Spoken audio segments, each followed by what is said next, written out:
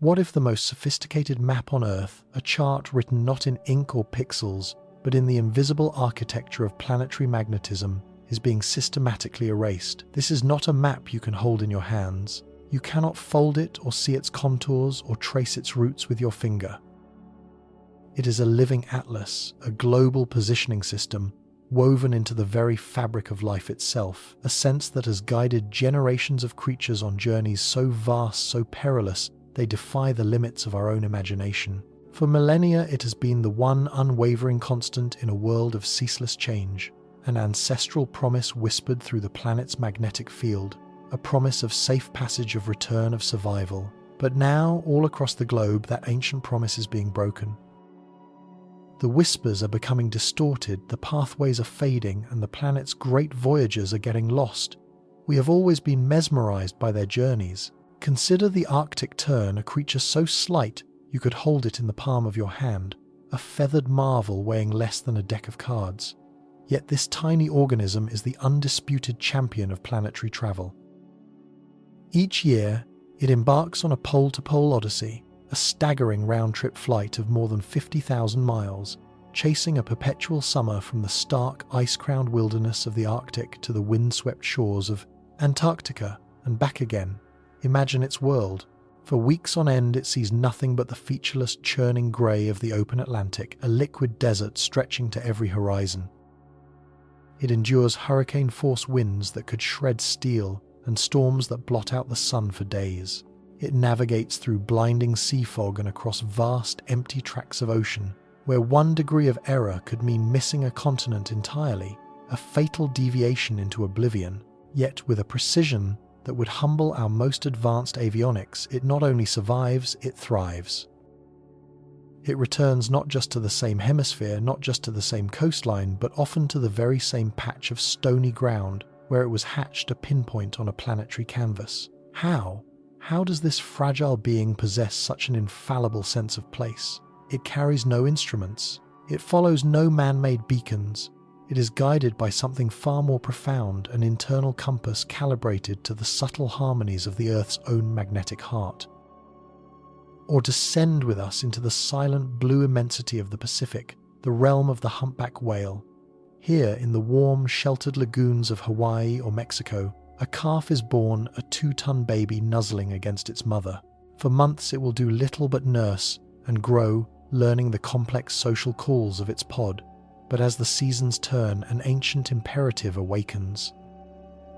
They must leave this tropical nursery and journey north thousands of miles to the nutrient-rich, frigid feeding grounds of Alaska and the Bering Sea. This is a migration of colossal scale, undertaken through a world of crushing pressure and perpetual twilight. They cannot see the sun for guidance when they dive into the abyss, nor can they rely on stars obscured by clouds and water. Coastal landmarks are useless when their route takes them hundreds of miles from any shore. Their world is one of sound, a liquid tapestry of clicks, groans, and haunting songs that echo for miles. Yet acoustics alone cannot explain their unwavering trajectory across entire ocean basins. They are tethered to an invisible map, a grid of magnetic intensity and inclination that tells them not just north from south, but precisely where they are upon the globe. The mother leads, teaching the calf this silent language of the earth, a lesson passed down through countless generations, a magnetic saga sung in a key we can barely begin to comprehend. Failure to learn or to hear this magnetic song means starvation. The entire species is built upon the fidelity of this internal planetary sense. And what of those who conquer not the sea, but the sky's highest peaks? Look to the bar-headed goose, a creature whose annual pilgrimage is a direct challenge to the limits of biology. To get from their wintering grounds in India to their breeding grounds in Tibet and Mongolia, they must fly directly over the Himalayas, the very roof of the world. They ascend into the jet stream, into air so thin it holds less than a third of the oxygen available at sea level, a hypoxic realm that would render an unacclimatized human unconscious in minutes. They fly at altitudes where commercial airliners cruise, enduring temperatures that can freeze flesh in seconds. They are physiological miracles, their bodies uniquely adapted to extract every possible molecule of oxygen from the rarefied air. But their physical prowess is matched only by their navigational genius. In this chaotic, jagged landscape of rock and ice where landmarks are confusing and weather is violently unpredictable, they hold a course of astonishing accuracy. They are not merely following a direction. They are executing a complex three-dimensional flight plan, timing their ascent to catch favorable winds, navigating treacherous mountain passes, all orchestrated by an innate magnetic sense that provides an unwavering heading, a celestial lifeline through the death zone. This extraordinary ability, this sixth sense, is called magnetoception. It is not science fiction. It is a biological reality for hundreds of species, from sea turtles and salmon to monarch butterflies and migratory songbirds. For us, the Earth's magnetic field is an abstraction, a concept we represent with diagrams of looping lines emanating from the planet's core. We cannot feel it, we cannot see it, but for these creatures, it may be as tangible and vivid as sight or sound. The leading theory suggests a bizarre and beautiful quantum mechanism at play. Within the retinas of a migrating bird, a protein called cryptochrome contains electrons that are quantumly entangled. When a photon of light strikes this protein, it can nudge these electrons into one of two states, and which state they choose is exquisitely sensitive to the orientation of the Earth's magnetic field. The result? The bird may literally times C times the magnetic field, not as lines on a page, but perhaps as a pattern of light and shadow, a shimmering filter, or a glowing directional band superimposed upon its normal vision. It would be a visual superpower, a heads-up display showing the invisible pathways of the planet, a living, breathing map that guides it home. It isn't just a compass pointing north. The magnetic field has different strengths and inclinations, the angle at which it dips toward the surface at different latitudes and longitudes. By sensing these subtle variations, a whale or a turtle can determine its position on the globe, effectively performing a form of geomagnetic triangulation. It is a biological GPS engineered by evolution over hundreds of millions of years, a system of breathtaking elegance and precision that has made these incredible journeys of life possible. For eons, this system has been the bedrock of survival, a planetary metronome setting the rhythm of life, death, and renewal across the globe. But in the last decade, something has gone terrifyingly wrong. The rhythm is breaking, the metronome is stuttering. All around the world, the navigators are failing. We see it in headlines that flash and then fade, treated as isolated, inexplicable tragedies. Pods of pilot whales, sometimes numbering in the hundreds, stranding themselves on beaches in New Zealand and Scotland, their internal compasses apparently spinning uselessly. These are deep-water animals, masters of the open ocean, yet they swim purposefully into the shallows, into a mortal trap, seemingly unaware of their fatal error until it is too late. Rescuers work frantically, but the disoriented survivors often restrand themselves, as if the land itself is exerting a magnetic pull they can no longer distinguish from the safe harbor of the deep sea. We see it in the skies. Flocks of migratory songbirds, which for centuries have navigated flawlessly along ancient flyways, are appearing hundreds, even thousands of miles off course.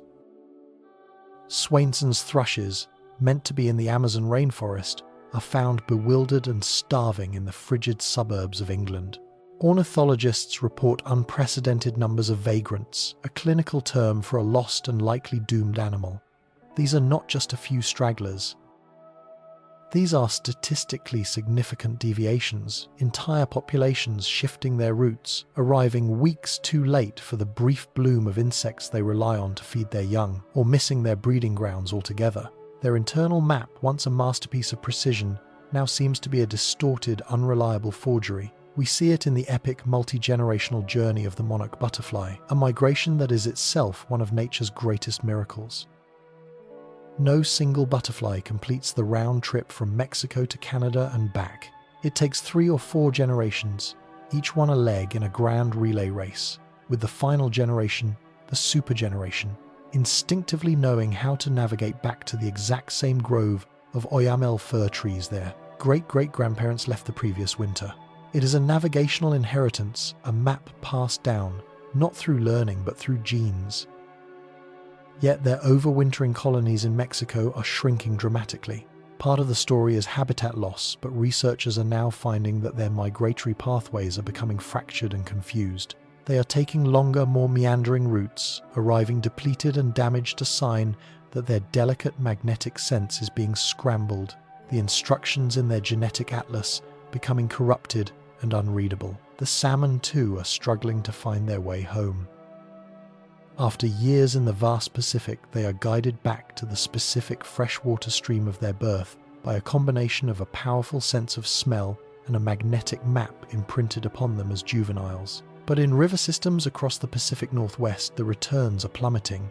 They are overshooting their native streams, getting lost in the complex delta systems, their journey of renewal ending in a futile search for a home they can no longer pinpoint on their internal map. These are not isolated incidents. They are data points in a terrifying new pattern, a global epidemic of disorientation. And the consequences ripple outward, far beyond the tragic fate of the individual animals. These migrations are not mere travel. They are the arteries and veins of the planetary ecosystem, the circulatory system that transports energy, nutrients, and life across continents and oceans. When a migrating bird flies north, it carries seeds from its southern wintering grounds, helping to regenerate forests and maintain plant diversity. When it feasts on insects, it controls pest populations, protecting crops and woodlands. Their journeys are a vital service, a form of global gardening and pest control, and as their navigation fails, these services begin to break down. The great whales are the farmers of the ocean. As they travel from the depths where they feed to the surface where they breathe, they release enormous fecal plumes, a process scientists have poetically named the whale pump. These plumes are rich in iron and nitrogen, essential fertilizers that trigger blooms of phytoplankton, the microscopic plants that form the absolute base of the marine food web. These phytoplankton not only feed everything from tiny krill to massive fish, they also produce more than half of the oxygen in our atmosphere. A whale that cannot find its feeding grounds is not just a starving animal, it is a broken link in a chain that produces the very air you breathe.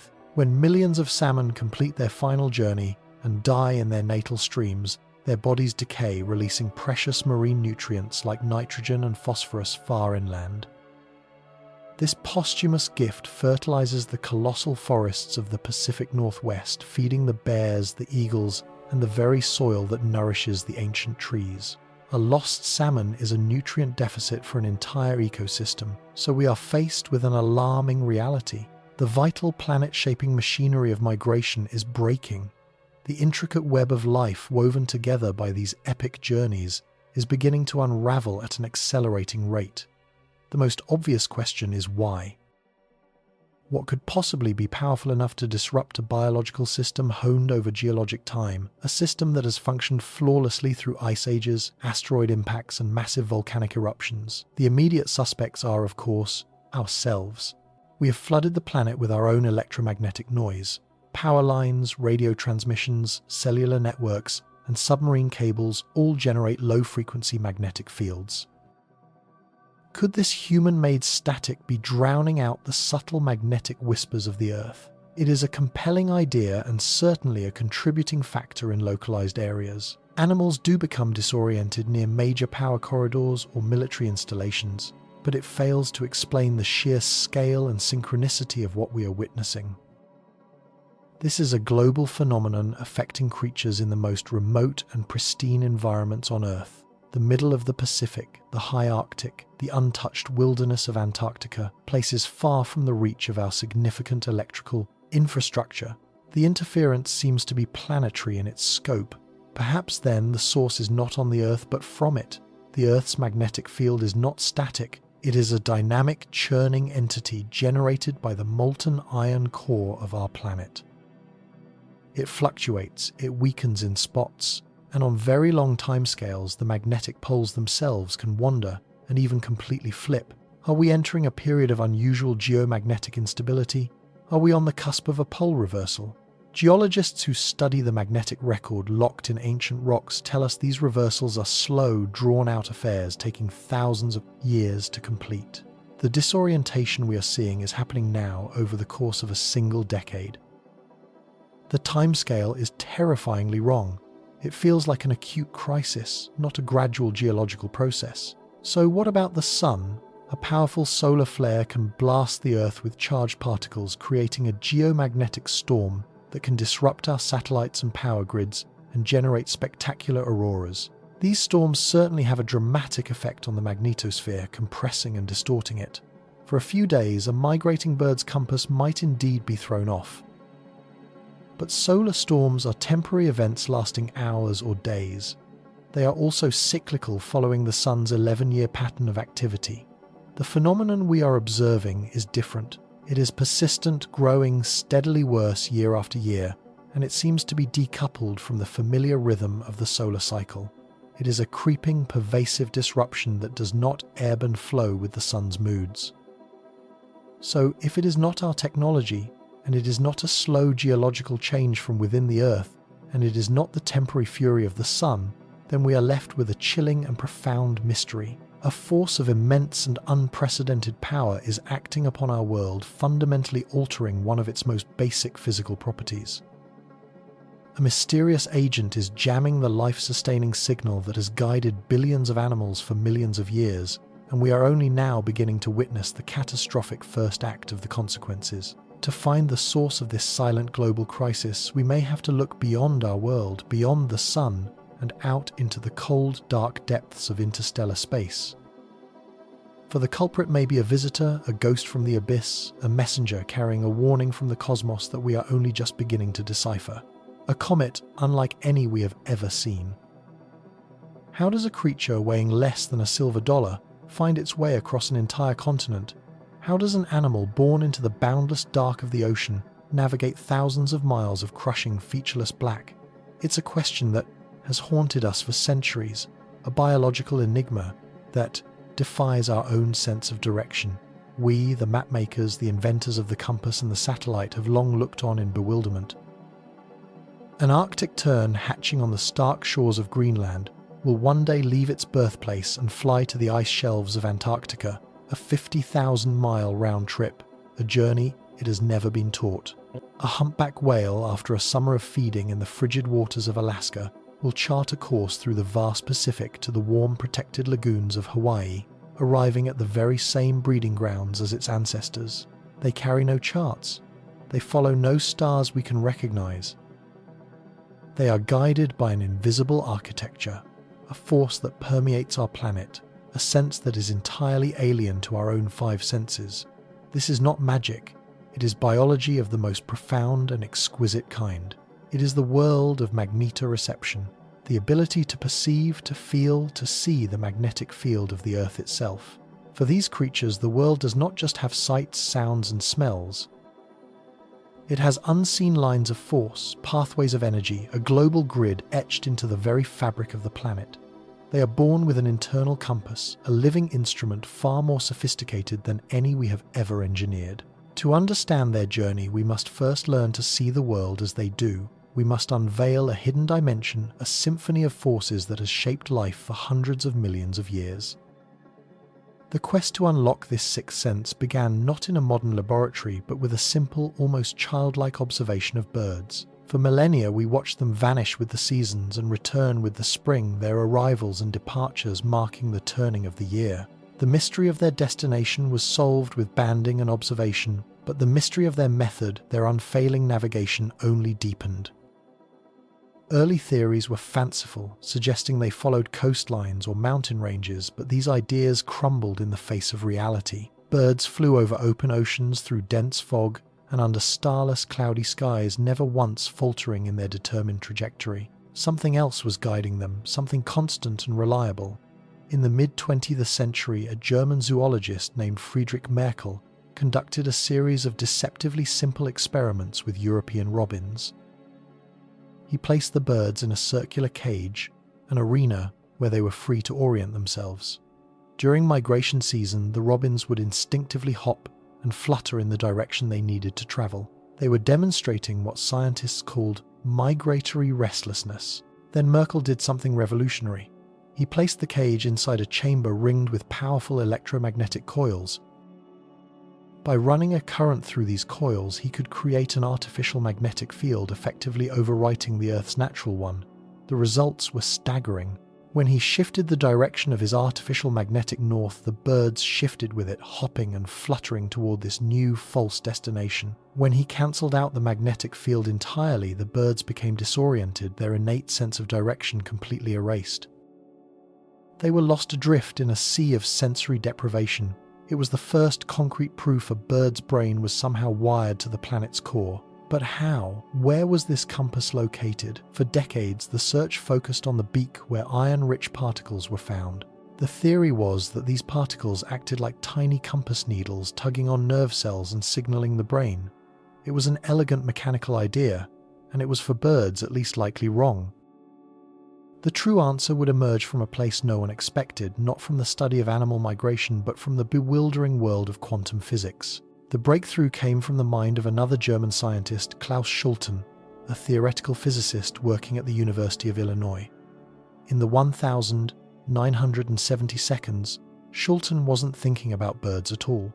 He was studying how magnetic fields could influence chemical reactions, a niche area of quantum chemistry. He proposed a mechanism known as the radical pair model. It's a concept born from the strange probabilistic rules that govern the subatomic world. Imagine a specific molecule inside a cell. When this molecule is struck by a particle of light, a photon and electron can be jolted from its place, creating two molecules with unpaired electrons. This duo is called a radical pair. Crucially, the spins of these two lone electrons are quantumly entangled. Like two spinning tops, their fates are linked. They can be spinning in opposite directions, a state called a singlet, or in the same direction, a triplet state. Without any outside influence, they will flip back and forth between these two states at an incredibly rapid, predictable rate. But, and this is the heart of the discovery, an external magnetic field can change the speed of this flipping. It can encourage the electrons to spend more time in one state than the other. This subtle shift, this quantum hesitation, changes the chemical properties of the molecules, determining what final chemical products are created. Schulten published his work, a beautiful piece of theoretical physics, and it remained largely within that specialized field. Then, 20 years later, he read an article about the enduring mystery of bird navigation. He saw the problem not as a biologist, but as a physicist. What if he wondered this quantum mechanism wasn't just happening in a test tube? What if it was happening inside the bird's eye? The idea was audacious, bordering on science fiction. He proposed that within the retina of a bird's eye there is a protein called cryptochrome, a light-sensitive molecule. When a photon of blue light enters the bird's eye and strikes a cryptochrome molecule, it creates one of these entangled radical pairs. The Earth's magnetic field, weak as it is, then acts upon these paired electrons. The strength and angle of the magnetic field lines where the bird is flying subtly alters the quantum spin dynamics of these electrons. This in turn changes the chemical signals the cryptochrome sends to the bird's brain via the optic nerve. The result is astonishing. The bird does not feel the magnetic field as a pull or a force. It literally sees it.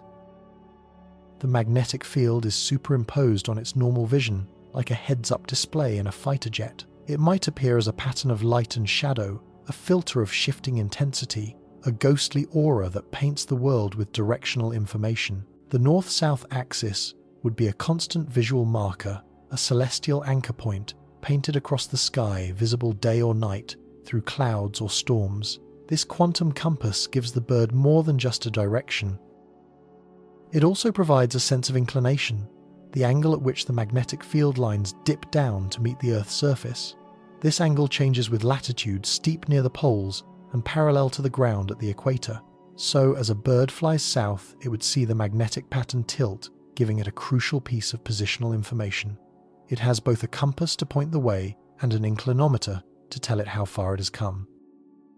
It is an instrument of almost unimaginable sensitivity, a biological machine that harnesses the deepest, most counterintuitive laws of physics to perform a feat of global navigation.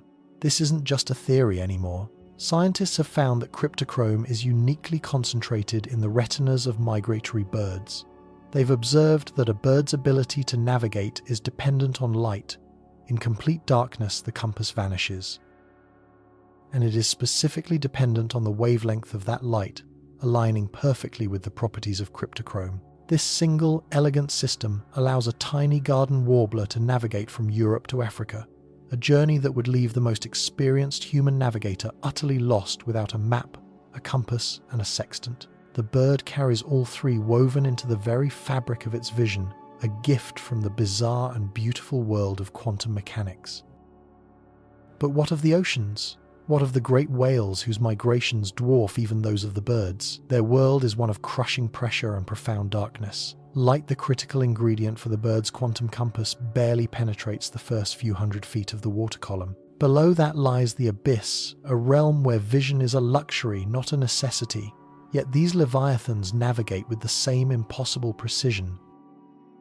A grey whale will travel more than 10,000 miles from the Arctic to Baja California, a journey through a three-dimensional, ever-shifting fluid world.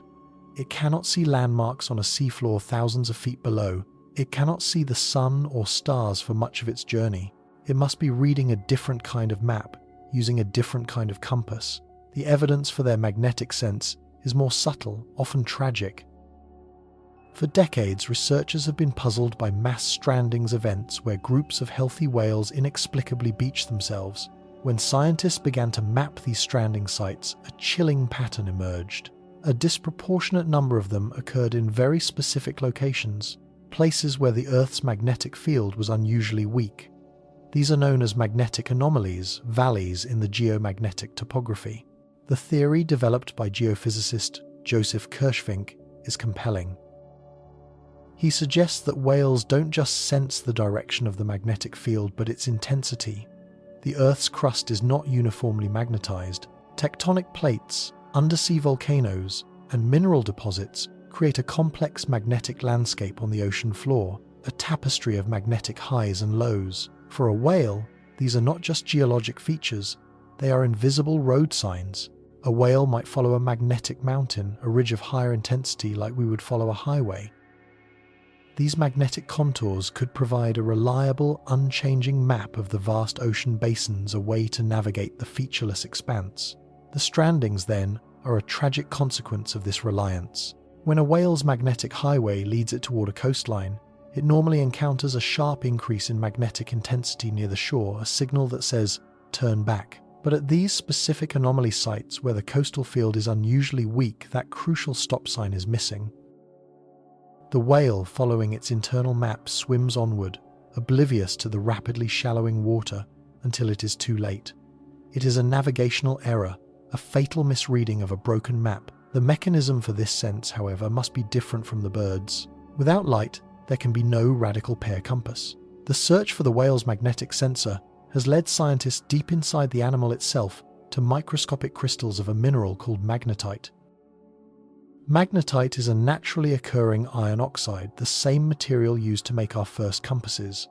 It is intensely magnetic. Researchers have discovered tiny chain-like structures of these magnetite crystals embedded within specialized cells in the brains of whales and dolphins.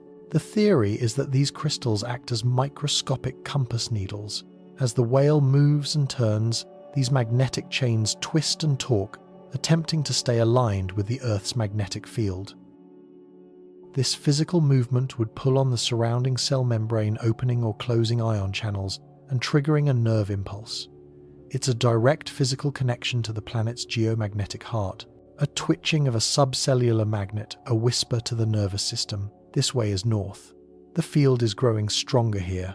This system is not a map you see, but a map you feel in your very being. It is a form of perception so alien to us it's difficult to even imagine. Imagine having a perfect sense of absolute direction, a constant background awareness of where the poles lie, no matter where you are or what you are doing. Imagine being able to sense subtle gradients in an invisible force field, allowing you to build a topographic map of your surroundings without ever seeing them. This is the world of the whale, a world painted not in light and shadow but in lines of magnetic force and valleys of magnetic intensity. Both of these magnificent systems, the quantum vision of the bird and the crystalline compass of the whale, rely on one thing, one vast planetary scale engine that makes it all possible, the Earth's magnetic field. It is the unsung hero of this story, an invisible ocean in which we all live, generated by the churning of a liquid iron core thousands of miles beneath our feet. This field is a dynamic protective bubble, our planet's shield.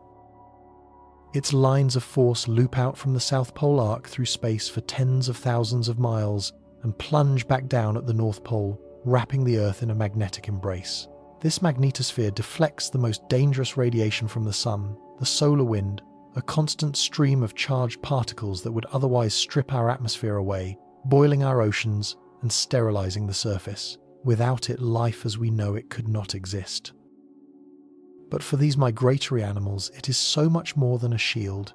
It is their language, their law, their most fundamental truth. It is the ink with which their ancestral maps are written, the cosmic thread that pulls them across the globe. For hundreds of millions of years, this field has been a remarkably stable guide. While its poles have wandered and even flipped over geologic time, its presence has been a constant, a reliable beacon in a changing world.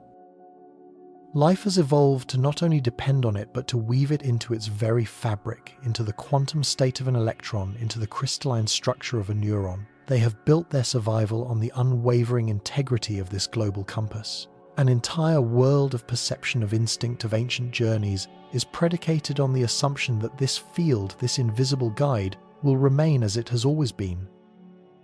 But what happens when the constant becomes a variable? What happens when the map, written over eons, suddenly begins to change in ways that life has never had to contend with? A new force is about to enter their world. Something vast, something alien, something that does not belong. And the silent, invisible language that connects a whale to its ocean and a bird to its sky is about to be drowned out by a deafening roar.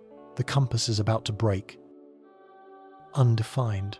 And so this ancient, elegant system, this quantum sense born from starlight and iron, has served life for hundreds of millions of years. It is a masterpiece of evolutionary engineering, a biological compass so exquisitely tuned to our planet that it has guided entire dynasties of species across oceans and continents through ice ages and epochs. It has been the one constant in a world of perpetual change, the unwavering directional arrow gifted to all who travel. But what happens when the constant becomes variable? What becomes of the traveller when the compass itself begins to fail? For the first time in the grand saga of life, this planetary birthright, this fundamental promise of a true and steady north is being broken. And it is breaking in two distinct yet terrifyingly synergistic ways.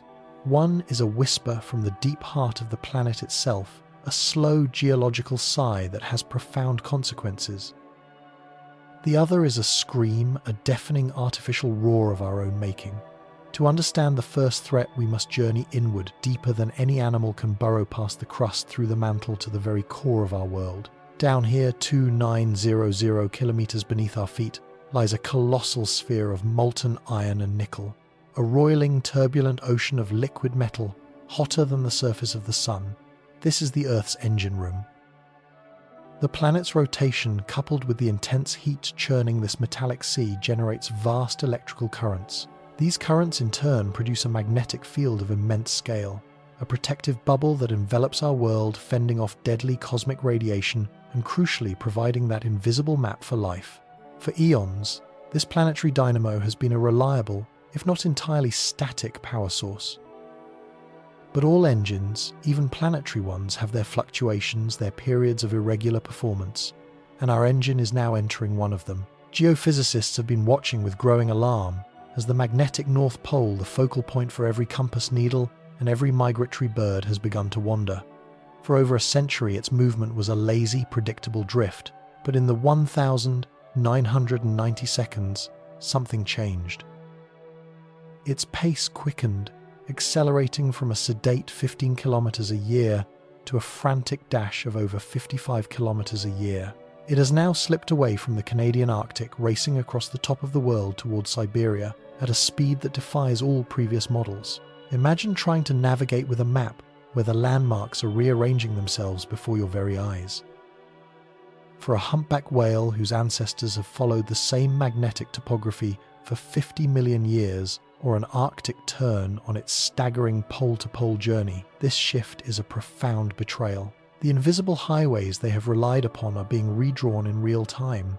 A subtle inclination, a specific angle of magnetic force that once meant turn here for the feeding grounds of the North Atlantic, might now lead them into the barren expanses of the open Arctic Ocean. The signposts are moving, The map is becoming a lie, but it's not just the direction that's changing, it's the very strength of the signal itself. Data collected from satellites, from ships, and from magnetic observatories around the globe all tell the same story. The overall intensity of Earth's magnetic field is diminishing. Over the last 2 centuries, it has weakened by an estimated 9%. In certain areas, like the South Atlantic anomaly stretching from South America to Africa, the field is so frail, so dangerously thin, that it offers little protection from solar radiation and even less navigational clarity. For a creature whose life depends on sensing these delicate lines of force, this is like trying to hear a whispered instruction in a fading broadcast. The signal is being lost in the noise. The quantum mechanism within their cells, the cryptochrome molecules we believe act as the biological hardware, are straining to lock onto a field that is growing ever more ghostly, ever more ephemeral. They are trying to follow a path drawn in disappearing ink. This weakening and wandering is part of a vast geological cycle. The Earth's magnetic poles have flipped entirely hundreds of times in our planet's history, a process known as a geomagnetic reversal. We are, by all accounts, overdue for another. While the full reversal may be thousands of years away, we are living through the chaotic preamble. The field is becoming unstable, fractured, and unpredictable. It is a slow, natural process, a planetary transformation on a scale we can barely comprehend. In past eras, life would have had millennia to adapt to such a fundamental change, but today's migratory animals do not have that luxury. They are not just contending with the slow geological whisper from the planet's core, they are simultaneously being assaulted by a deafening, invisible storm of our own creation, a storm that is overwhelming their senses at the worst possible moment. While the Earth's field slowly fades, we have shrouded the globe in an artificial electrosphere, a dense, chaotic fog of electromagnetic radiation. It is the byproduct of our civilization, the ghostly aura of our technological age. Every power line that hums over a field, every radio mast that broadcasts into the night, every satellite that beams data from orbit contributes to this rising tide of electromagnetic pollution. To us, it is the silent, invisible architecture of modern life. But to an animal equipped with magnetoreception, it is a blinding, disorienting cacophony. It is an act of sensory warfare being waged unintentionally against the entire natural world. We have filled the silent magnetic world they evolved to read with 1 billion competing voices shouting over the one faint signal they need to survive. Consider the sheer scale of our global power grid. Across the continents, we have woven a web of high-voltage transmission lines, colossal steel arteries carrying the lifeblood of our society. Every one of these cables, surging with alternating current, generates its own powerful localized magnetic field. These fields are not the gentle, uniform lines of the Earth's dynamo. They are potent, chaotic, and utterly alien. For a flock of bar-headed geese migrating high over the Himalayas, or a swarm of monarch butterflies on their incredible journey to Mexico, crossing one of these power corridors is like flying through a magnetic thunderstorm. Their internal compasses, so exquisitely tuned to the planet's subtle picotesla variations, are suddenly swamped by a field thousands of times stronger. The needle of their perception doesn't just waver, it spins wildly out of control. Studies have shown migratory birds becoming demonstrably disoriented near these power lines, their flight paths becoming erratic, their formations breaking apart in confusion, as their primary navigational tool is momentarily, or even permanently jammed. They are flying blind through a landscape suddenly filled with invisible walls and magnetic whirlpools. And it's not just the power we send through wires, it's the information we broadcast through the air. In a single square kilometre of any modern city, the electromagnetic spectrum is a riot of activity. There are cell phone signals in dozens of frequency bands, Wi-Fi networks, television and radio broadcasts, radar from airports, and countless other transmissions. This creates what scientists call electrosmog. Research from Oldenburg University in Germany has produced startling results. When European robins, master nighttime navigators, were placed in shielded wooden huts, they oriented themselves perfectly for migration. But when they were exposed to the background electromagnetic noise of the city, specifically the low-frequency band used by AM radio, their navigational abilities vanished completely. They were utterly lost. The signals carrying our morning news and music were effectively erasing the map in their minds. The delicate quantum process in their eyes, the one that allows them to literally times C times the Earth's magnetic field, was being disrupted, flooded with meaningless artificial data. Now, take this sensory assault and plunge it beneath the waves into the vast dark realm of the whale. The ocean, once a world of sublime acoustic clarity and predictable magnetic gradients, is now crisscrossed by our infrastructure. Lying on the seafloor, snaking between continents, are hundreds of thousands of kilometers of submarine communication and power cables. Many of these are high-voltage direct current or HVDC lines, carrying immense amounts of energy, for instance, from offshore wind farms to the mainland. Unlike the chaotic fields of AC power lines, these HVDC cables produce strong, stable, and persistent magnetic fields that run in straight lines for hundreds of miles. To a fin whale, or a sperm whale whose brains are mapped to the gentle curving contours of the planet's magnetic field, these cables represent bizarre and powerful anomalies. They are magnetic monorails laid across the ocean floor. The evidence linking these intrusions to cetacean disasters is mounting, and it is chilling. Marine biologists have begun to overlay maps of whale and dolphin mass strandings with the routes of these undersea cables. The correlations are in too many cases to be coincidental, unnervingly precise. A 2018 study in Scotland found a significant spatial relationship between the locations of recent cetacean strandings and the paths of energized submarine cables. The hypothesis is heartbreakingly simple.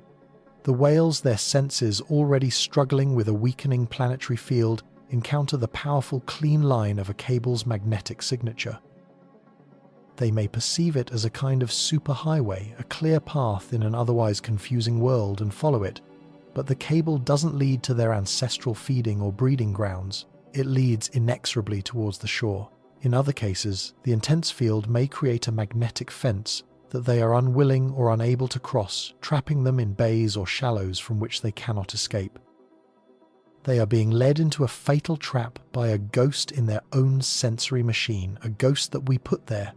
We are seeing the consequences everywhere we look if we are only willing to see them.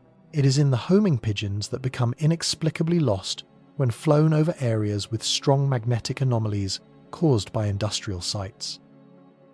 It is in the migratory songbirds that arrive at their breeding grounds days or weeks late, their journeys prolonged by constant disorientation, reducing their chances of successfully raising young. Every delay, every wrong turn, every ounce of energy wasted on a confused flight path is a tax on their survival, a debt they are finding it harder and harder to pay. The system is fraying at the edges. The great migrations that stitch the planet's ecosystems together are becoming less reliable, less certain. The most visceral and tragic evidence, however, remains those mass strandings. When a pod of pilot whales, dozens of highly intelligent social animals, throws itself onto a beach in New Zealand or Cape Cod, it is not a collective act of suicide. It is an act of catastrophic navigational failure. Something has shattered their perception of the world so completely that they no longer know which way is open ocean and which way is land. They are fleeing a sensory nightmare, a world of confusing signals and phantom landscapes, and in their panic, they run towards a mortal danger they cannot perceive until it is too late. We see the result, the tragic spectacle of immense, magnificent bodies helpless on the sand. But we don't see the cause, the invisible web of forces, the hum of a distant power station, the signal from a submarine cable on the seafloor below, a perfect storm of natural decay and artificial noise that together conspired to erase their world. This is the two-front war being waged on the senses of migratory animals. On one side, the very planet they trust is changing its magnetic face, the ancient map slowly dissolving. On the other, a new, aggressive, and chaotic electromagnetic reality is being superimposed over the old one, screaming over its fading whispers. It's a cruel paradox. The Earth's weakening field makes them more vulnerable, forcing them to strain every cell to detect the subtle clues for their journey. And it is at this exact moment of heightened vulnerability that our electronic civilization unleashes a sensory blitzkrieg, overwhelming their finely tuned biological instruments with brute force. One threat makes them desperate for a clear signal. The other ensures they will never find it. The compass is not just broken, it is being battered by a storm of our own making. With their maps being rewritten and their senses under constant assault, We have pushed these creatures into a new and terrifying wilderness, a world without direction. The question is no longer simply how times they navigate. The question now is how much longer can they and what happens to the intricate web of life, to the health of our oceans and the rhythm of our seasons when the great travelers can no longer find their way home. And so we are left with this delicate quantum miracle. A compass forged not of iron and steel, but of spinning electrons and ephemeral chemistry housed within the most fragile of vessels. A living network, an organic internet of things connecting billions of creatures to the invisible architecture of their world. For millennia, this connection has been their truth, their guide, their unwavering map drawn across the sky and through the deep. We have admired it, we have studied it, we have even envied it. But we have failed to ask the most important question. What happens when the map becomes a lie? What happens when the truth becomes a deafening, deadly noise? To find the answer, we must leave the sterile calm of the laboratory. We must travel to a place where the planet's pulse can still be felt, a coastline carved by time and tide far from the steel and glass canyons of our cities. This is Farewell Spit, a slender, curving finger of sand reaching out from the northern tip of New Zealand's South Island into the Tasman Sea. It is a place of stark elemental beauty, a place revered by biologists as a critical stopover for migratory birds, and a place known with a certain grim reverence for its history of whale strandings. For centuries, pilot whales in their deep and mysterious wisdom have navigated these treacherous, shallowing waters. Strandings have happened here before, isolated events, tragic but natural. They are considered the cost of living on a dynamic, wild planet. But in the late autumn of 2023, something changed. What occurred on these shores was not a cost of doing business with nature. It was a cataclysm. It did not begin with a storm you could see or a tremor you could feel. It began with a subtle yet profound sense of wrongness. The first reports came not from scientists but from local fishermen and guides, people whose lives are written in the language of the tides and the wind. They spoke of pods of pilot whales behaving erratically far offshore, swimming in confused, chaotic circles, their movements devoid of the fluid, grace, and powerful certainty that defines them. They were described as lost, utterly and completely lost in their own home. Then they began to come ashore. Not one or two, not a single pod caught by a receding tide. This was an invasion of the desperate. Wave after wave they came. 416 sentient beings, each with a complex social life and a mind we are only beginning to comprehend, threw themselves onto the sand as if the sea itself had become poison. The scene that greeted rescuers and marine biologists was apocalyptic. A 5-mile stretch of pristine beach had become a graveyard. The sheer scale was overwhelming, a testament to a navigational failure so total, so absolute, that it defied all previous understanding. These were not sick animals. They were not starving. They were strong, healthy, prime-of-life whales, their bodies undone by a single catastrophic error in judgment. The desperate efforts of hundreds of volunteers working day and night to keep the animals cool, wet and calm were heroic. They refloated dozens, pushing the immense, powerful bodies back toward the deep, only to watch in horror as many turned and beached themselves again, driven by an instinct that had been fatally corrupted. It was a choice that made no sense, a form of mass suicide compelled by a force no one could see. The silence that fell after the last whale succumbed was a physical weight, a profound emptiness punctuated only by the cries of the gulls and the sobbing of the people who had tried to save them. In the aftermath, the scientific community descended, their grief overshadowed by a terrifying urgent need to understand. What could possibly have caused this? The initial suspects were quickly, methodically ruled out. Necropsies revealed no unusual toxins, no evidence of disease outbreaks that could have disoriented such a vast number of animals simultaneously. There was no sign of the kind of physical trauma to the inner ear associated with loud, concussive military sonar, an acoustic blast powerful enough to deafen a whale's sense of direction. Shipping lanes were too distant. An analysis of maritime traffic showed nothing out of the ordinary in the preceding days. Pollution, plastics, a sudden change in water temperature, every conventional theory dissolved against the hard reality of the evidence. The mystery only deepened. The team on the ground, led by marine biologist Dr. Alistair Finch, was facing a wall of impossibilities. They were looking for a killer that left no fingerprints, a weapon that left no wound. The breakthrough came from thousands of miles away, not from a biologist wading through the surf, but from a geophysicist in Boulder, Colorado, staring at a screen displaying a stream of dispassionate data. Dr. Thorn was not studying whales. He was studying the Earth's magnetosphere, the vast, invisible shield that protects us from the fury of the sun. His work involves monitoring the constant, turbulent dance between the solar wind and our planet's magnetic field. And in the 72-hour window leading up to the New Zealand stranding, he saw something he had never seen before. It began with a coronal mass ejection, a CME, a violent eruption of plasma and magnetic energy from the sun's surface. These are not uncommon. The sun is a volatile star, but this one was different. Ordinarily, these solar storms strike the Earth's magnetic shield like a wave against a seawall, creating beautiful auroras but causing little disturbance at the planet's surface. This time, however, the seawall didn't just hold, it shattered. The data streams from magnetometers around the world told the story. They showed a geomagnetic storm of unprecedented ferocity, and more importantly, of a bizarre and terrifying character. It was not a steady push, but a violent, chaotic vibration. The Earth's magnetic field, normally a stable, predictable structure with its clear north and south poles, began to flicker and warp. For a period of nearly 12 hours, the invisible lines of magnetic force that cage our world were, in Dr. Thorn's words, shredded. The planet's navigational grid, the very foundation of the whale's internal map, was subjected to a seismic shock, a convulsion so violent that it would have been utterly unrecognizable to any creature that relied upon it. The steady, reassuring hum of the magnetic field, the constant song that had guided the whale's ancestors for 50 million years, had been replaced by a deafening, directionless scream of pure static. The timing was too perfect to be a coincidence.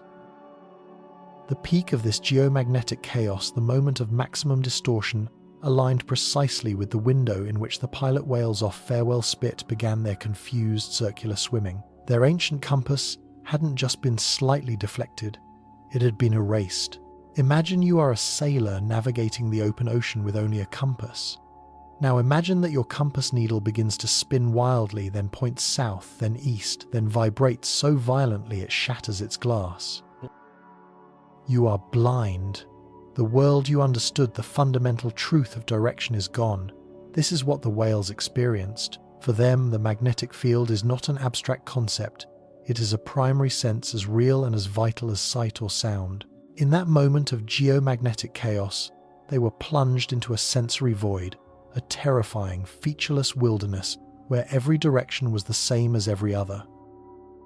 Their instinct, stripped of its external guide, turned inward, and the only landmark their terror could find was the solid, unmoving shore. They swam towards it not as a destination, but as an escape from the maddening, incomprehensible vertigo of a world without direction. It was the only anchor in a sea of chaos. But this still left a critical piece of the puzzle missing. Why this storm? Why was it so much more violent, so much more disruptive at the surface level than other more powerful CMEs on record? Dr. Thorn, tracing the solar wind's path toward Earth, found the amplifier. He found the ghost in the machine, Comet 3I, Atlas, the same celestial visitor we had been watching with such detached curiosity. In the days leading up to the solar eruption, Earth had been passing through the comet's vast invisible tail. This was not a tail of dust and ice, but a gossamer ribbon of ionized gas, a stream of charged particles, millions of kilometers long, shed by the comet as it was vaporized by the sun. This tenuous, electrically charged trail acted as a conduit, a cosmic lens that focused and intensified the solar wind. When the CME tore through this cometary ionosphere, it was amplified, twisted, and given a complex resonant frequency that our planet's magnetic shield was uniquely vulnerable to. The comet, an object of silent, icy beauty in our telescopes, had inadvertently helped to turn a standard solar flare into a directed geospace weapon. The link was no longer deniable. It was terrifyingly clear. A cosmic alignment of Sun, comet, and Earth had conspired to temporarily destroy the biological navigation systems of life on our planet. And it was not just the whales. Once the connection was made, a flood of other reports previously dismissed as isolated anomalies were re-examined in this new horrifying light. In Germany's Black Forest, ornithologists had been baffled by a mass mortality event among migratory robins. Thousands of birds on their yearly flight path to southern Europe had simply fallen out of the sky or flown into buildings and trees. Their bodies showed no signs of illness, only the blunt force trauma of creatures flying blind. Their flight path, which should have been a resolute line south, had become a chaotic, sprawling scribble across the landscape. The timing of their disorientation matched the geomagnetic storm to the hour. Their quantum compasses, those infinitesimal protein cages in their eyes that allow them to literally times c times the magnetic field, had been overloaded. The world they saw was a disorienting, strobing nightmare. In the vast plains of the Serengeti wildebeest herds, which navigate using a complex interplay of magnetic sense and inherited memory, were observed breaking from their ancient migratory routes, wandering aimlessly into dangerous, unfamiliar territory. From the deep oceans to the high forests across the entire globe, the story was the same. The most sophisticated navigational systems ever produced by evolution, honed over hundreds of millions of years, had been simultaneously and catastrophically knocked offline by a single temporary event. It was a planetary scale systems failure, a glimpse into a world where the fundamental laws of nature as understood by its creatures could no longer be trusted. The evidence was overwhelming, the causal chain forged link by solid link from the surface of the sun through the tail of a comet to the spinning heart of our planet and into the very cells of its living inhabitants. We had found the smoking gun. And in doing so, we had uncovered a vulnerability in the biosphere so profound, so fundamental, that it forces us to look at our own world, our own creations, with a new and chilling sense of dread. The storm, for all its cosmic fury, eventually passed. The Earth's magnetic field, resilient and self-correcting, snapped back into place. The auroras faded, and the planet's invisible architecture was restored. For the survivors, the map returned. But this event, this temporary alignment of celestial bodies, served as a terrible warning. It was a dress rehearsal. It gave us a baseline, a terrifyingly clear demonstration of what happens when the magnetic symphony of our world is disrupted. It revealed the fragility of the ancient senses that guide life on Earth, and it forces us now to turn the lens away from the heavens and focus it squarely, uncomfortably on ourselves. Because the universe is not the only source of electromagnetic noise, the geomagnetic storm was a transient blast of chaotic energy. But we, in our ceaseless clever industry, are building a storm that is permanent. Look around you. You may not see it, but you are sitting inside of it right now. It is the low-frequency radio waves we use for submarine communication waves that penetrate deep into the oceans, singing a constant artificial song that overlays the planet's natural hum. It is the planetary grid of undersea fiber optic cables, each one carrying a powerful electrical current, generating a persistent magnetic anomaly along the entire ocean floor, drawing new artificial lines on a map that should be pristine. It is the cloud of thousands upon thousands of satellites, now shrouding our world, each one broadcasting its own signals, blanketing the upper atmosphere in a mesh of intersecting frequencies, a web of manufactured radiation. We have wrapped our world in a second skin, an electronic shroud of our own design. We built it to connect ourselves, to power our civilization, to satisfy our insatiable hunger for information and energy. We have written a new layer of physics over the old one, scribbling a relentless electronic cacophony over a delicate natural score. The cosmic storm revealed what happens when the signal is lost for a day. It begs the ultimate terrifying question we can no longer afford to ignore.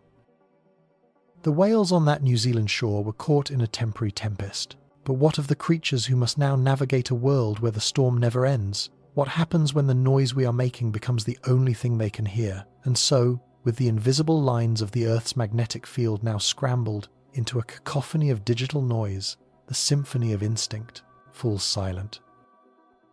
That ancient planetary scale instrument, which for 500 million years has guided life across oceans and continents, is broken. We, its unwitting saboteurs, are only now beginning to hear the discordant notes of the chaos we have unleashed. The first signs were not cataclysmic explosions or dramatic celestial events. They were quieter, more insidious tragedies. A flock of bar-tailed godwits, champions of the longest non-stop flight on Earth, found not the nourishing mudflats of New Zealand, but the unforgiving, empty expanse of the South Pacific. They flew until their wings gave out, until their bodies' miracles of endurance simply fell from the sky, their internal compasses spinning uselessly, pointing them toward a phantom home. You are watching a world lose its memory. This is not a metaphor. The navigational charts etched by evolution into the very neurology of these creatures have been wiped clean. On the coast of Argentina, southern right whales, instead of arriving in the protected calving bays of Peninsula Valdez, are found beached and dying hundreds of miles adrift, their immense bodies bearing the tragic geography of their confusion. These are not isolated incidents, not mere statistical anomalies to be debated in academic journals.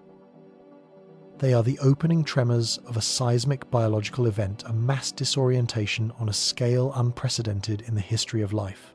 The sky, once a superhighway of predictable life-sustaining movement, has become a labyrinth. The oceans, once mapped by currents of magnetic force, are now a boundless, featureless void. The quiet promise that has always guided them home, the promise of food, of a mate, of a safe place to bring new life into the world, has been broken. And in its place, we have left only static.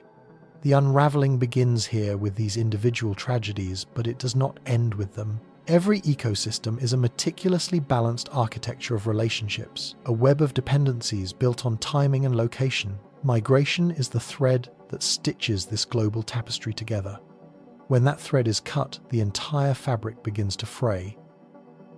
Consider the great herds of the Serengeti, whose movements are traditionally synchronized with the seasonal rains. What we fail to appreciate is that their instinct for when and where to move is not governed by rain alone. It is subtly cued by geomagnetic shifts that precede the weather. Now, with that early warning system jammed, entire herds move too late, arriving at waterholes that have already run dry, finding grasslands already withered to dust. The predators that rely on this predictable surge of life, the lions, the hyenas, the leopards, find their larders empty. Their own territories, defined for generations by the migratory paths of their prey, become barren prisons. This disruption creates a cascade of imbalances, a series of ecological dominoes toppling one after another in a chain reaction of collapse. In the forests of North America, the spring arrival of migratory songbirds has always been a critical event, a natural form of pest control timed perfectly to the hatching of tree-devouring insects. But as the birds arrive weeks late, disoriented and depleted by their wandering journeys, they find forests already stripped bare by an unchecked insect population. The trees, stressed and defoliated, become more vulnerable to disease and fire, transforming a vibrant, carbon-absorbing forest into a tinderbox. The very health of the continent's lungs is compromised because a warbler weighing less than a pencil lost its way. This is the brutal mathematics of a connected system. The failure of one small, seemingly insignificant part can trigger a catastrophic failure of the whole. Nowhere is this dynamic more apparent than in the delicate dance between predator and prey. This is not simply a chase, it is a ballet of coevolution choreographed over millennia by the rhythms of the Earth. The peregrine falcon, whose hunting grounds are chosen based on the predictable flight paths of its prey, now waits for birds that never appear. It circles a vacant sky, a master hunter in a world suddenly emptied of its targets.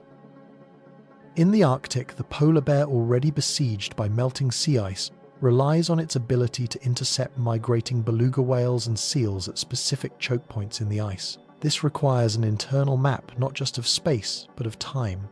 As the whale's magnetic sense guides them along newly unpredictable routes, the bear's ambushes fail. A species already on the brink of extinction is being pushed over the edge, not by a tangible threat it can fight, but by an invisible confusion that has stolen its food from the sea. The consequences ripple downwards through the food web. When the predators vanish, the populations they once controlled can explode. On the coral reefs of the Indo-Pacific, the migration of certain species of triggerfish, which graze on sea urchins, has been thrown into disarray. Without their primary predator, sea urchin populations are booming, their voracious appetites unchecked. They move across the reef like a slow-motion plague, consuming the vital algae that corals depend on for survival, leaving behind a sterile white boneyard. A vibrant, kaleidoscopic city of life, a bastion of biodiversity, is reduced to rubble because a fish lost its sense of direction. We are discovering in the most painful way imaginable that the planet's magnetic field is not just a passive geophysical feature, it is an active conductor orchestrating the grand movements that regulate the health of virtually every ecosystem on Earth. Beyond the immediate crisis of starvation and predation, a deeper, more permanent catastrophe is unfolding, a genetic apocalypse. For a species to remain healthy and resilient, it needs genetic diversity, the rich library of traits that allows it to adapt to changing conditions. This diversity is maintained by gene flow, the intermingling of different populations through migration. The salmon of the Pacific Northwest are a perfect example. Each river has its own genetically distinct population, yet for thousands of years a small number of salmon would stray, guided by subtle magnetic variations to spawn in a neighboring river. This occasional mixing was essential, a natural defense against inbreeding, and a way to share beneficial adaptations across the entire species. That vital exchange has now ceased. The magnetic signatures of their natal streams, once as clear to them as a lighthouse beacon, are now hopelessly fogged by our electromagnetic haze. The result is that populations are becoming genetically isolated, trapped in shrinking gene pools. They are breeding only with their close relatives, leading to a rapid increase in genetic defects and a dramatic reduction in their ability to fight off disease or adapt to warming waters. We are witnessing the creation of countless genetic islands, each population a ticking clock counting down to its own extinction. This same tragedy is befalling the monarch butterflies. Their spectacular multi-generational migration from Mexico to Canada is a genetic river carrying alleles and adaptations across an entire continent. As their magnetic compass fails, this river is drying up. The great continental population is fracturing into isolated, vulnerable pockets. We are not just losing the spectacle of their journey, we are losing the genetic resilience of the species itself. We are locking them into evolutionary dead ends. This is the silent theft that robs a species of its future. For leatherback sea turtles, ancient mariners who have navigated the globe since the age of dinosaurs, the crisis is existential. A female leatherback returns after decades at sea to the very beach where she was born to lay her own eggs. This incredible feat of navigation ensures that genes are returned to their source, maintaining the unique identity of that nesting population. But how can she find a single strip of sand on a planetary sphere if the map she has followed her entire life is now written in an incomprehensible language? Nesting beaches across the planet are becoming barren. The males wait in the offshore currents for females who will never arrive. The immense solitary journeys that have defined their species for 100 million years now end in futility. An entire generation is being lost, not to a predator or a plague, but to a profound and irreversible sense of placelessness. The genetic legacy of millennia is vanishing one empty nest at a time. What makes this navigational crisis so utterly devastating is that it is not happening in a vacuum. It is an accelerant poured onto the existing fires of global environmental collapse. Think of it as a threat multiplier, a new and powerful stressor that exacerbates every other challenge these species already face. A seabird already struggling to find fish in an overexploited and warming ocean must now expend far more energy on a chaotic wandering migration. It arrives at its breeding colony, if it arrives at all, too exhausted to nest successfully, its body reserves completely depleted. The physiological buffer that might have allowed it to withstand one stressor, like a shortage of food, is completely erased by the addition of another. The system is overloaded. Climate change forces habitats to shift, compelling species to undertake new, uncharted migrations to follow the climate zones they are adapted to. Yet, the very tool they need to pioneer these new routes, their magnetic sense, is precisely what we have broken. They are trapped. They cannot stay where they are, as the climate makes their traditional homes unlivable, and they cannot effectively navigate to new ones. The humpback whales that migrate along the coast of Africa face this impossible choice. Their traditional feeding grounds in the Antarctic are becoming less productive due to melting ice. In theory, they could adapt exploring new regions for krill. But their sensory world is now so polluted with shipping noise and electromagnetic interference that their ability to explore, to learn, and to map new territories is critically impaired. They are being squeezed between a changing climate and a corrupted sensory landscape with no safe harbor in sight. And then there is the pervasive scourge of our plastic waste. An albatross foraging for its chick already runs a terrible risk of mistaking floating plastic for food. Now its navigational abilities compromised, it is forced to forage over much wider, unfamiliar territories, dramatically increasing its chances of encountering the vast garbage patches that choke our oceans. The bird becomes an unwilling messenger, its own confusion leading it to bring a gut full of plastic back to its nest, delivering a meal of death to its own offspring. Similarly, a disoriented green sea turtle wandering into busy shipping lanes it would have instinctively avoided is far more likely to be struck by a ship or entangled in the ghost nets that drift through our seas. Every existing threat from chemical pollution to habitat fragmentation becomes exponentially more lethal when the animal's fundamental ability to perceive and navigate its environment is destroyed. It's like asking a blindfolded person to cross a busy highway that is also on fire. The chances of survival plummet towards zero. This is not a future possibility. It is a present reality. The foundational cycles of the planet are beginning to break down. We have spoken of whales as ecosystem engineers, and their migrations are a critical part of this role. As they travel, they feed in the deep, nutrient-rich waters and return to the surface to breathe and defecate, creating a massive upward biological pump that fertilizes the surface waters.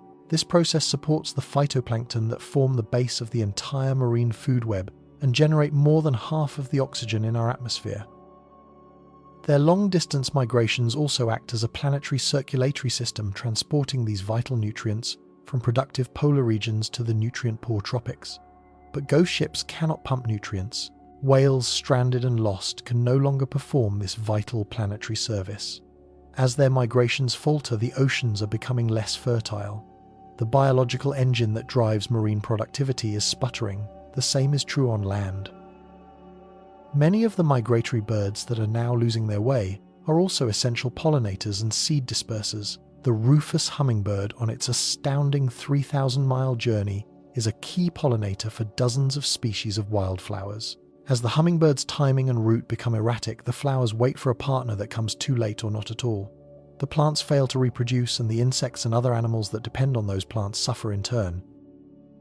Entire plant communities vital for holding soil and preventing erosion could begin to disappear from the landscape. Likewise, birds like the Clark's nutcracker are famous for caching thousands of pine seeds over a large area, effectively planting the next generation of forests. A disoriented bird is an inefficient forester. The long-term regeneration of the very forests we depend on is being put at risk by this invisible force. We have fundamentally misunderstood our place in the world. We saw ourselves as separate from these ancient cycles, as observers of a natural world that would simply continue regardless of our actions. We were wrong. We are not just observers, we are interlocutors, powerful broadcasters whose technological voice is now drowning out the subtle essential whispers of the Earth itself. We have built our world on a foundation of electricity and data, a global network of immense power and convenience.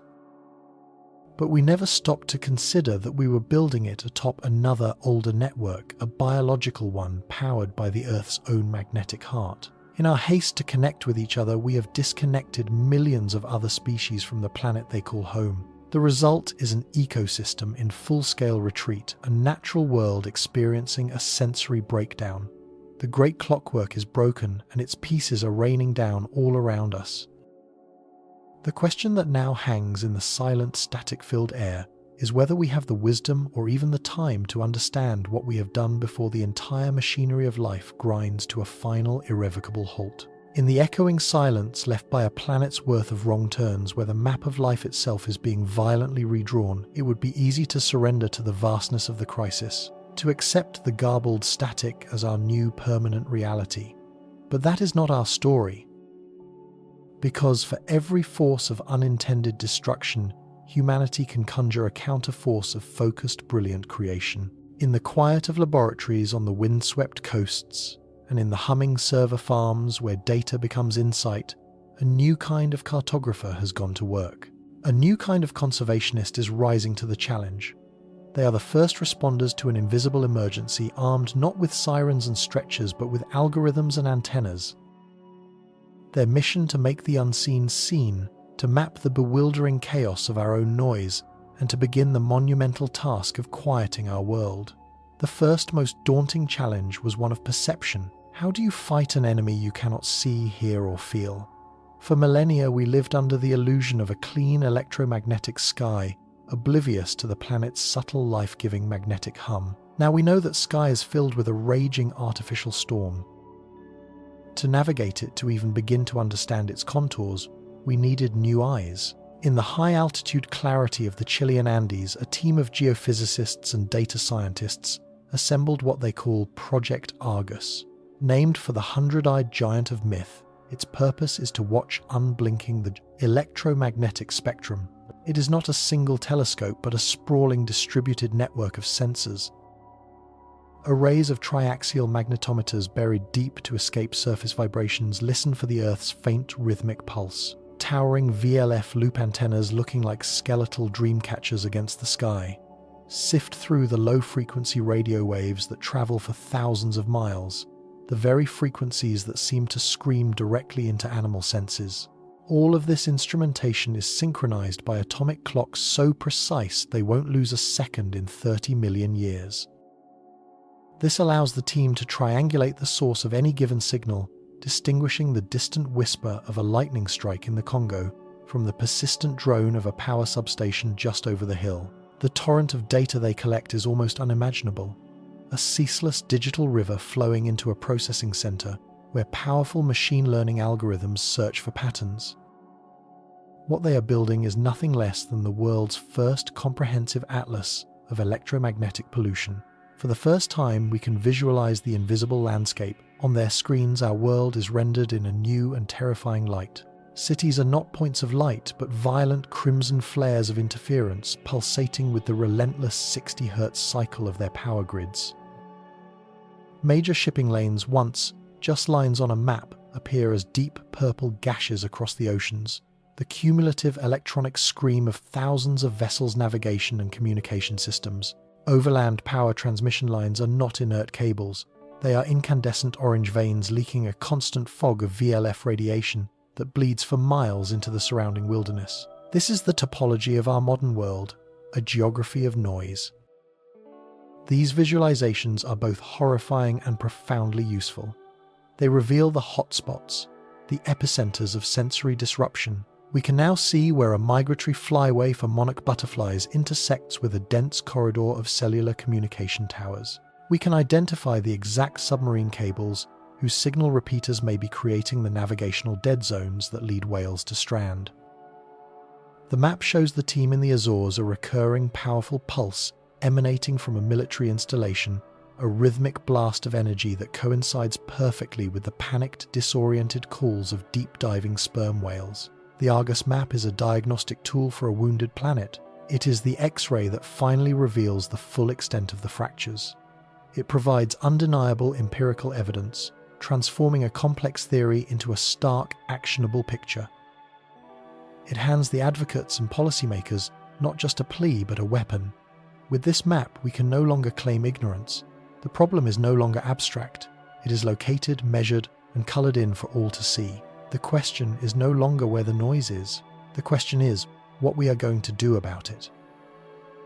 Armed with this new clarity, a different kind of battle begins. One fought not in the lab, but in the muted tones of conference rooms and the dense legal language of regulatory filings.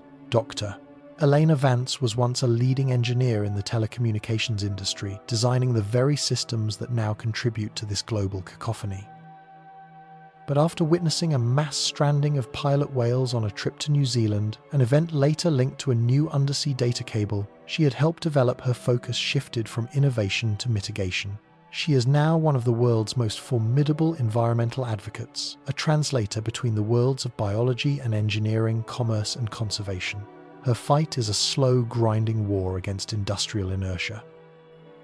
For decades, regulations governing the electromagnetic spectrum have been designed with only one thing in mind: preventing human technologies from interfering with other human technologies. The idea that this energy could be a pollutant, a disruptive force for the natural world, was never even considered.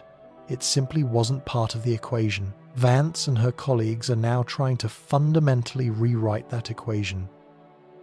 Their work is a frustrating odyssey through layers of bureaucracy. They present the Argus data to international commissions, showing in stark detail how unregulated satellite internet constellations are creating a fine-grained net of interference across the entire globe. They argue that the same principles we apply to chemical waste should be applied to electromagnetic emissions. The burden of proof should be on the emitter to demonstrate that their signal is safe, not on the conservationists to prove that. It is harmful after the damage is done. The resistance they face is immense and predictable. Industries point to the monumental cost of retrofitting existing infrastructure. Governments cite the necessity of these systems for economic growth and national security. The arguments echo the battles fought over leaded gasoline, asbestos, and CFCs. A powerful, profitable status quo defends itself against a threat that is subtle, cumulative, and affects victims who have no voice. But Vance's team is making slow, methodical progress. In a landmark case in the North Atlantic, they successfully lobbied the International Maritime Organization to recommend new shielding standards for the high-powered sonar used in commercial shipping. Drawing a direct, irrefutable line between the ship's acoustic signatures and the beaked whale strandings on the Canary Islands, they forced a concession. They are championing new dynamic approaches to spectrum management, proposing that in critical habitats, or during peak migratory seasons, certain frequencies could be temporarily restricted or powered down, creating a form of load management for the entire electromagnetic environment. It's a concept that treats bandwidth not as an infinite resource to be sold, but as a shared planetary environment that requires stewardship. Each victory is small. A minor change in a regional building code, a new clause in a multinational telecommunications treaty, a research grant to study less disruptive signal modulations. But these small victories accumulate, building a new foundation of precedent. They are seeding a global shift in consciousness, the slow, dawning recognition that the health of our biosphere is inextricably linked to the invisible energies we project into it. The goal is not to turn everything off, to send us back to a pre-industrial age. The goal is far more sophisticated: to learn to be smarter, quieter tenants on our own planet. While the advocates fight in the halls of power, a parallel revolution is taking place in the workshops of engineers and architects. Inspired by the challenge, they are reimagining the very bones of our infrastructure, asking a question that was until recently unthinkable: can we build a world that is both technologically advanced and electromagnetically quiet? Answer, it turns out, is a qualified and hopeful yes. The solutions are often elegant, drawing on principles of physics that have been understood for over a century. In Germany, a team is pioneering new designs for high-voltage power lines. Instead of running parallel cables which generate a massive chaotic magnetic field, they are twisting the cables in a complex helical pattern. This configuration causes the opposing magnetic fields to largely cancel each other out dramatically, shrinking the zone of interference from miles to mere feet. It is an acoustical trick, like the noise-cancelling headphones you might wear on a plane, but applied on a massive continental scale. In Japan, engineers are developing photonic cellular towers. Instead of transmitting all signals as radio waves, they convert them to light and send them through fiber optic networks to smaller, localized microtransmitters. Think of it as the difference between a single massive floodlight that blinds an entire landscape and thousands of tiny focused spotlights that illuminate only the specific areas that need it. This drastically reduces the electromagnetic spillover into adjacent wilderness, allowing for high-speed connectivity without irradiating a nearby wetland. The most ambitious projects are looking at the very architecture of our devices. From the smallest circuit board in your phone to the largest server in a data center, everything leaks some amount of electromagnetic radiation. Scientists at MIT are creating new metamaterials, composites, engineered at the molecular level to act as near-perfect electromagnetic shields. These materials are thin, lightweight, and can be integrated into everything from building materials to the casings of our electronics. A wall in a future home might not just insulate for heat, but also contain the building's own electronic noise, preventing it from polluting the world outside. None of these solutions are cheap or easy. They require a fundamental rethinking of design philosophies that are decades old, but they prove that the binary choice between nature and technology is a false one. The noise is not an inevitable byproduct of progress. It is the result of a particular kind of progress, one that has been loud, inefficient, and careless. We now have the opportunity to choose a different path to pursue a more considered, elegant, and quieter form of advancement. The blueprint for a more considerate world is being drawn one shielded cable and one focused antenna at a time. Perhaps the most profound and hopeful development is not happening in a lab or a legislature, but in the communities that lie along the great ancient highways of migration. Here, a powerful new idea is taking hold, an idea borrowed from the astronomers. For generations, we have fought light pollution, creating dark sky preserves where the incandescent glow of our cities is held back so that the faint, magnificent light of the cosmos can shine through. Now, conservation groups and citizen scientists are asking, why can't we do the same for the electromagnetic spectrum? Why can't we create sanctuaries of silence? This is the birth of the Quiet Corridor Initiative. It begins with ordinary people armed with inexpensive handheld EMF meters. Bird watchers who once only carried binoculars now also carry detectors mapping the local electromagnetic weather in their own backyards. They walk the coastlines, the river valleys, and the mountain ridges, the same paths that have guided billions of animals for millions of years. They are identifying the noisiest and quietest places, creating a grassroots crowdsourced layer to the professional Argus map. The results are galvanizing local action. A small town in coastal Oregon, situated on a critical flyway for Aleutian geese, voted to implement a voluntary communications curfew. For 4 hours after sunset, during the peak migratory weeks of spring and fall, non-essential, municipal radio transmitters are powered down. Residents are encouraged to switch their Wi-Fi routers to low-power modes. It is a small gesture, a brief moment of collective electronic hush. But for the birds passing overhead, navigating by the faint light of the stars and the even fainter pull of the planet's magnetic heart, that brief respite from the static can mean the difference between life and death. On the Baja California Peninsula, whale-watching tour operators in collaboration with marine biologists have established the first marine acoustic refuge. Within a designated zone that serves as a critical nursery for grey whales, they have voluntarily agreed to use only older, non-digital navigation systems and to switch off unnecessary electronic equipment. They are creating a pocket of sensory peace for the mothers and their calves, a place where the conversations of the whales can be the loudest thing in the water. These efforts are not about rejecting modernity. They are about practicing a more thoughtful, intentional version of it.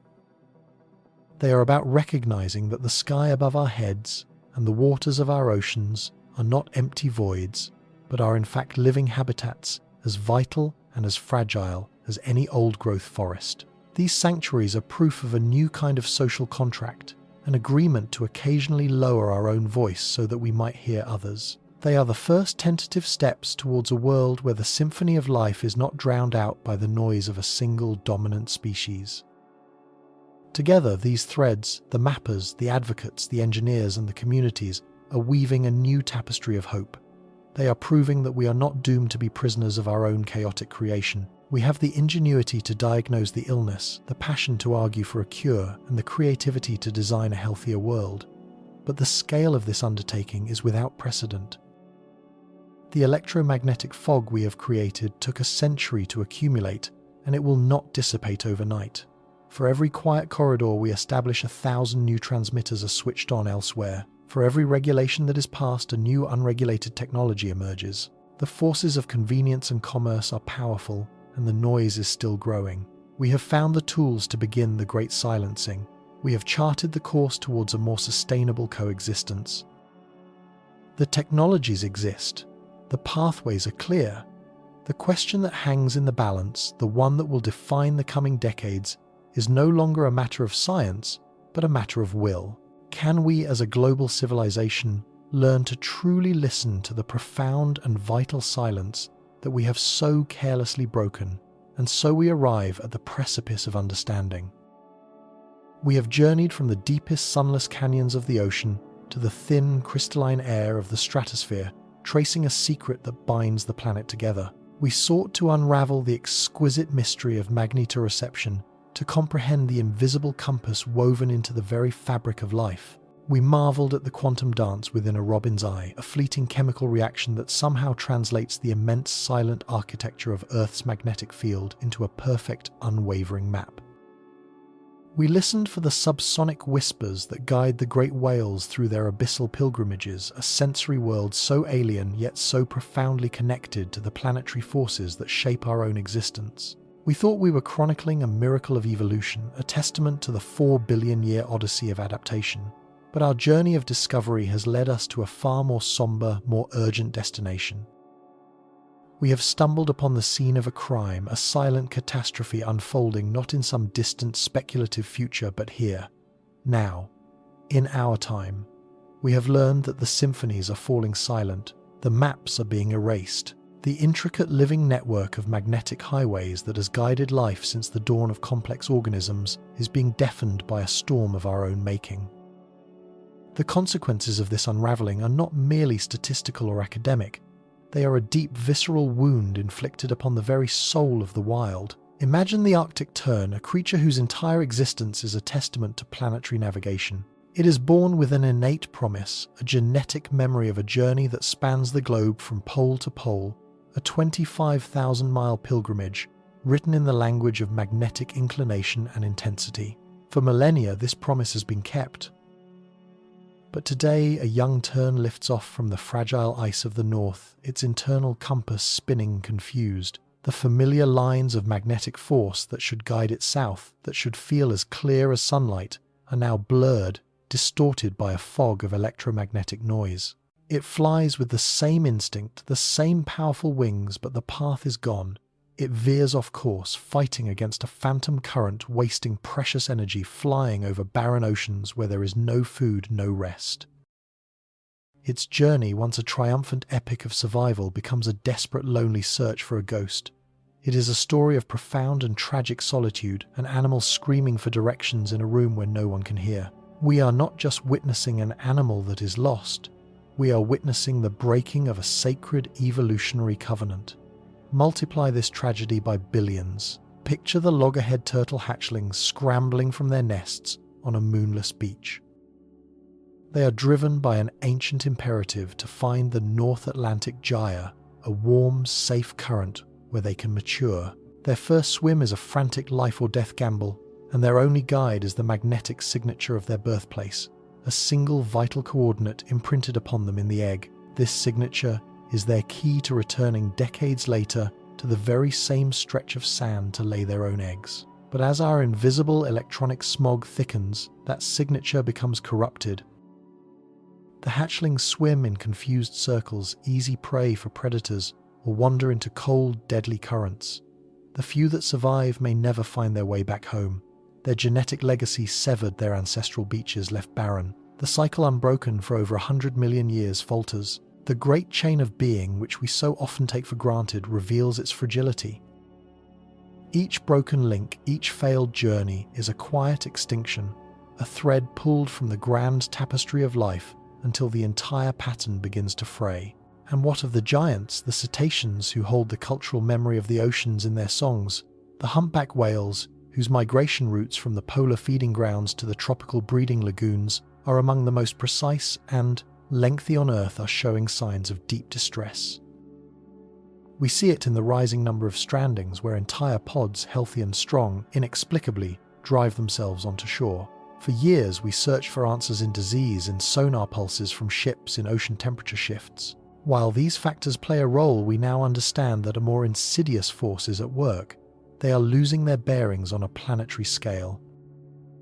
The subtle magnetic gradients that map the ocean floor, the topographical features they see with their magnetic sense, are being washed out by the relentless hum of our subsea cables, our coastal energy infrastructure, our global, communications grid. They are navigating through a funhouse of distorted mirrors where ancient landmarks have vanished. Their songs, which travel for hundreds of miles, might carry instructions, warnings, or course corrections, but what good are directions when the map itself has become a lie? We are effectively blinding the leviathans, turning their ocean home, once a realm of predictable certainty, into a bewildering and lethal maze. This crisis extends far beyond these iconic voyagers. It whispers through every ecosystem. The salmon that can no longer find its natal stream to spawn, leading to the collapse of entire river biologies that depend on their nutrient-rich bodies. The monarch butterflies, whose multi-generational journey from Canada to Mexico is a fragile miracle of instinct now fluttering against an invisible wall of interference. Even the humble honeybee, which uses magnetic cues for short-range foraging, is becoming less efficient, threatening the pollination of the very crops that sustain us.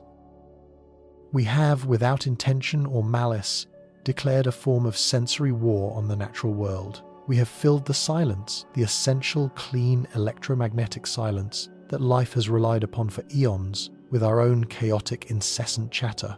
We have built our global village, our interconnected world of instant communication and limitless power, without once considering that we were building it atop the sacred pathways of countless other nations, the nations of the fin, the feather, and the wing.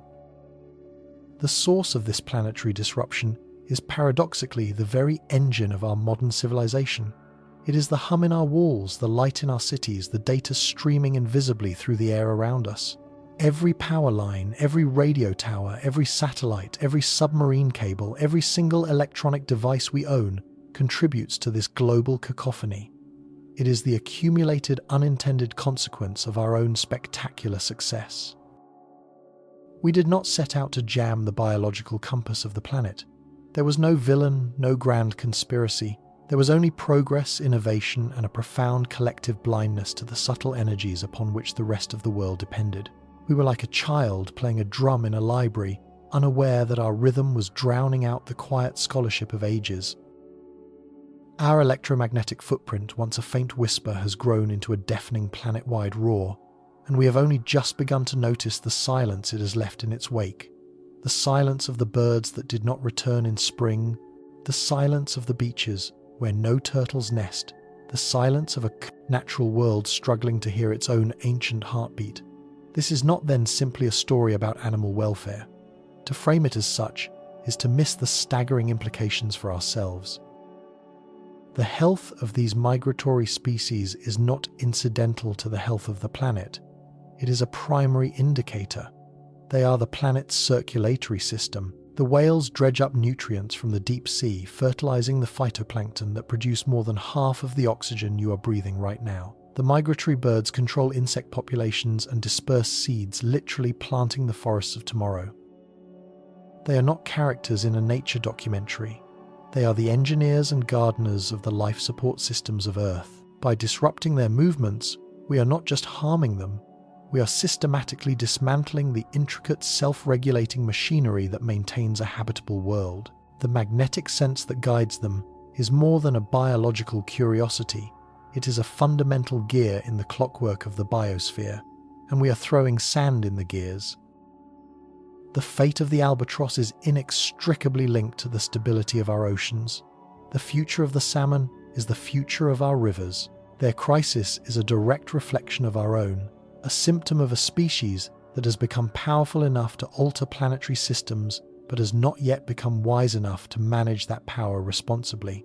But within this dire diagnosis lies a seed of profound and transformative hope. For the first time in our history, we can see the problem. We have the science to understand the invisible, the technology to measure our impact, and the ingenuity to imagine a different path forward. The solution does not lie in abandoning our technology and returning to a pre-industrial age. That is a romantic and impractical fantasy.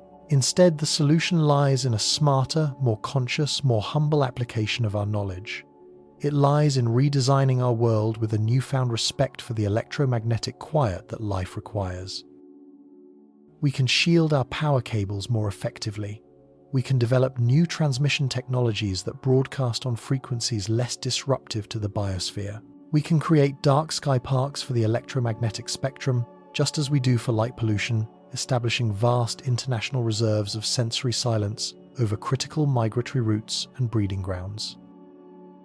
Engineers and biologists are already beginning this work, collaborating on innovative solutions that were once the stuff of science fiction. Imagine a world where our global data network is carried not by disruptive radio waves, but by contained efficient laser or quantum entanglement systems. Imagine power grids that are so intelligently designed they minimize their magnetic field leakage, powering our cities without silencing the planet. This isn't a matter of technological feasibility. It is a matter of priority and political will. It requires us to see the protection of the planet's sensory environment as a fundamental necessity, as crucial as clean air and clean water. It requires a global consensus, an agreement among nations that the invisible highways of the natural world are a shared heritage, a treasure to be protected for all time. We, the species that created the problem, are also the only species capable of conceiving of and implementing the solution. We have the power to quiet the storm. This responsibility ultimately falls to each and every one of us. It is not something to be left solely to scientists or governments. It begins with a fundamental shift in our own perception. It begins the next time you see a flock of geese silhouetted against an autumn sky, and you understand that you are not just seeing birds, but living vessels of an ancient wisdom navigating by forces you cannot see or feel. It begins when you hear of a whale stranding, and you feel it not as a distant tragedy, but as a failure of our collective stewardship. This awareness is the catalyst for all meaningful change. It drives us to ask harder questions of our leaders, to demand that our industries innovate responsibly, to support the research that will light the way, and to teach our children that the world is more complex, more magical, and more fragile than it appears. We must cultivate a new kind of literacy, sensory literacy, recognizing that the world communicates in languages far older than our own. Our journey through this story is now coming to an end, but our collective journey into the future is just beginning. We stand at a unique crossroads in the history of our planet. Behind us lies a legacy of unintentional harm born of ignorance. Before us lies a choice. We can continue on our current path, accepting a world of dwindling wonder, a world of broken compasses and silent springs, where the great migrations falter and the intricate web of life unravels thread by silent thread. Or we can choose to become the ancestors our descendants will thank. We can be the generation that woke up, the generation that learned to listen to the planet's subtle whispers, the generation that used its remarkable intelligence not just to dominate nature but to protect and integrate with it. The magnetic field of our planet is our cosmic inheritance. It is the invisible shield that protects us from solar radiation, the force that anchors our atmosphere, and the silent guiding hand that has shaped the dance of life for eons. It is the compass of the world. Now we must build a compass of our own, a moral compass to guide our technology with wisdom, a social compass to direct our societies toward a sustainable future, and a personal compass to help each of us navigate the choices we make every day. The birds and the whales are not asking us to save them. They are showing us how to save ourselves. They are the sentinels, the messengers from the deep, telling us that the systems upon which all life depends are in peril. Their struggle to find their way home is a mirror to our own. For we too are a migratory species journeying together on this small blue planet. And we too are in desperate need of finding our way back to a world that is healthy, balanced, and whole. The choice is ours. The time is now.